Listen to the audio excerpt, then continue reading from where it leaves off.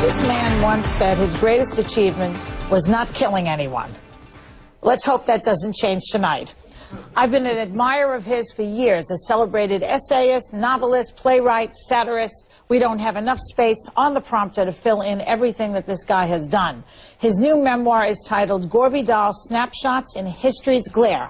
Welcome to the show. It is a pleasure to have you on the show, Gore. It's a joy for me, Joya, to be on your show. Now, I started with, you wanted to kill somebody. Do you have anybody in mind right now? Yes. Of course I do. Nobody present, may I say. Nobody present, no. That's good. We have to get down to the District of Columbia, where I will go to work to cleanse the Republic. Okay, so you don't want to name names? No, I won't name names. All right. Now, let's talk about, I'll name a couple of names. Barack Obama. Oh, I like him. I wish he knew more about the United States, because I was for Hillary at the beginning on the ground that she knew how to be president, having, sort of done the job as a spouse. and I realized that, he's too intelligent for the job. Obama is very bright. Of course. We have the worst educated population of any first world country. And I hope you're listening, and I hope you know that your lack of education is the joke of the world. It's not a very nice joke. You're talking to the Americans now. The Americans, yeah. Did they make fun of us in Italy, where you lived? No, because Italians are kind. But I think you have a point. He's a little too smart for the country in a certain way. I mean, after Bush, I don't know if the country could take the shock of such a smart guy. Well, they didn't. Yeah. What happened was that for the first time, the American people, our people, were listening on prime time to a president of the United States, duly elected officially anyway, duly elected president who was speaking as one intelligent, well-educated man to his fellows. Well, they'd never heard anyone like that. I'm a wartime president. You got that? I'm a wartime president. And he's marching along there, and let me tell you, if we don't fight him over there, we're going to have to fight him here. Well, I was all for fighting them right here at that moment, but I couldn't jump into the screen fast enough to kill him off. That's one murder that I missed not committing. Yes, well, it's too late anyway. Right. So Obama, the other thing about him is he's always trying to be bipartisan. It don't work. It's not working. No, and I think he realized that it's not working. It feels like he's been president, since McKinley. And I wish him well, and he comes up with nice ideas. I mean, but his health care thing has me in knots. My brain is in knots. Well, when I think about it, I don't know what it means. None of us understand it. No, and I think it's to our credit that we don't. I mean, we aren't working for any of those banks that got, what was it, $700 trillion or something? Yeah. From the previous administration, which was, God, they were generous to a fault. Oh, they love to give money to the rich in this country. Yeah, well, the rich deserve the money. You see, if you're really a good Protestant, I suspect you might be Catholic, but we Protestants, Italians, are Protestants.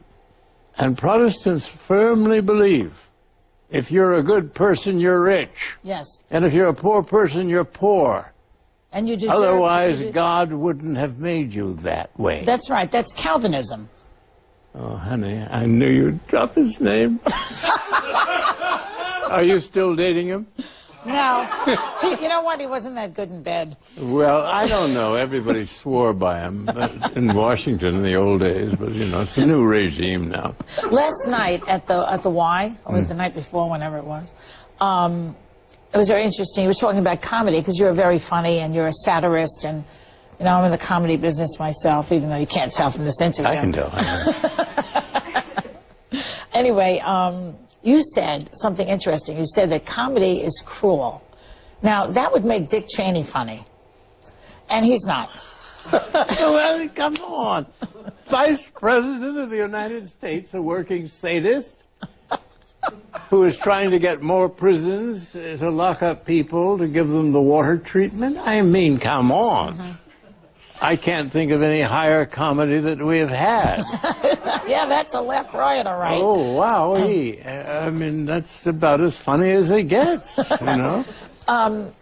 So that's the other thing I want to ask you. I have so many things I could just stay here all day, but you had a longtime partner, Howard. Mm. And I read that you said the secret to the success of the relationship was no sex. Well, of course. Ever. Well, I thought that was clear. No, I wasn't sure if it just petered out like everybody else's. No, we were virgins. And that's interesting, but that's a platonic relationship, no? Or do you call it a love match? Well, I never knew what Plato was up to. Neither did Socrates. We only have his word for it.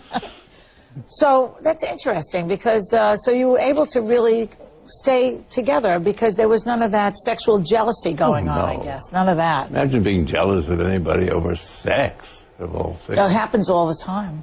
I know it does, which reminds you, if you just go out in the street and grab something passing by, you know, you're just as well off as you were up there looking out. That's a good point. And I presume from that you're not interested in gay marriage in any way. It doesn't interest you any more than straight marriage. Oh, no. Both put me to sleep, yeah. Mm-hmm. Okay. We'll have more with refreshingly and brutally candid Gore Vidal coming up.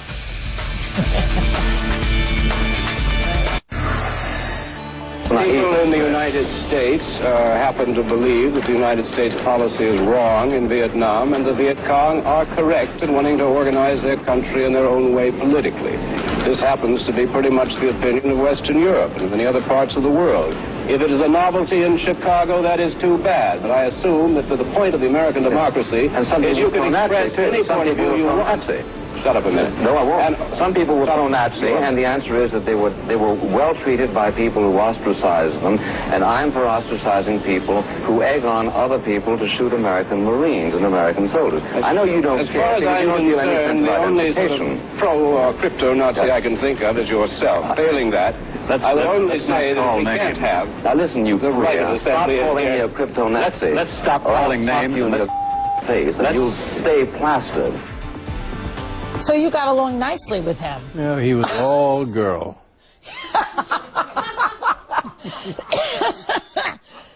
Now, you know, after he died, I love that his daddy's alive, you don't like him. So you said, I thought hell is bound to be a livelier place as he joins forever those whom he served in life, applauding their prejudices and fanning their hatred. So it didn't matter, you just didn't like this guy, did you? No, I didn't. You know, before we go, first of all, I love the book. It's beautiful. Everyone should go out and buy this book. And it has beautiful pictures of you and your family and your mother, whom I read that you really loved your mother. No, it's just an adorable person, yeah.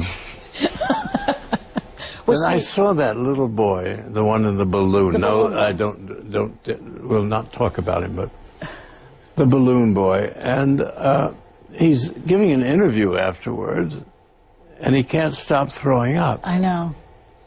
Well, I was like that, not at 6, but at 10 years old. Because every time I had to confront, my mother was a mad woman, and she was raging all the time, and happily she was drunk most of the time. And I can remember every time I had to say something to her, which was not very often if I could help it, I'd start vomiting. Really? Yes, if she were a modern mother, she might have said, there's something wrong here. But she didn't. No, she changed the cook. It was actually quite good. Okay, there's one more quote I just want to run by you. This is something that I read a long time ago. It's from Da Vinci, and it always sort of keeps me thinking maybe it won't be so bad after I'm dead. Because he says, a well-spent day, just as a well-spent day, you might know this quote, brings a happy sleep, so a well-spent life brings a happy death. And I thought, what a great thing to believe. Do you believe that? Well, we have an old Italian expression for it in Italy, which means he's just whistling Dixie.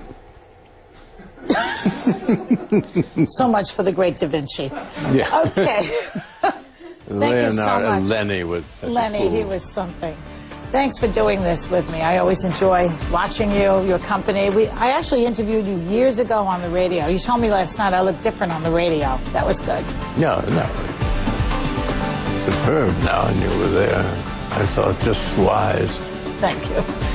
Okay, thanks everybody for joining me tonight, and thank you for watching. Everybody, good night and good luck. Who said that? Edward R. Murrow. Oh, yes.